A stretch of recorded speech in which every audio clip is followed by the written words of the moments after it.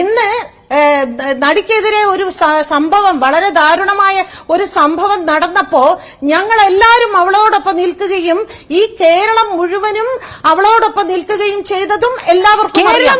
അതുകൊണ്ട് cinema industry അല്ല, കേരളം മുഴുവൻ നിന്നു, മാധ്യമങ്ങൾ നിന്നു, പൊതുജനങ്ങൾ നിന്നു, PT തോമസ് വഴി ഈ കേസ് പുറത്തേക്ക് വന്നു. ഞാനല്ലേ, നിങ്ങളല്ലാന്നോ? പറയൂ. ഇല്ല,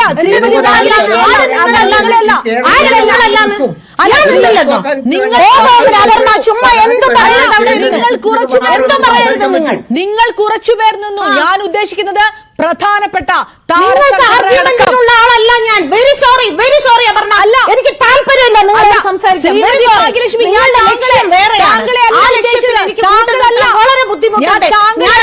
ഞാൻ എന്നെ വിളിച്ചപ്പോ ഞാൻ പറഞ്ഞതാണ്, നിങ്ങൾ ഉദ്ദേശിക്കുന്ന രീതിയിലേക്ക് ഇനി ചർച്ച കൊണ്ടുപോകാൻ പറ്റില്ല.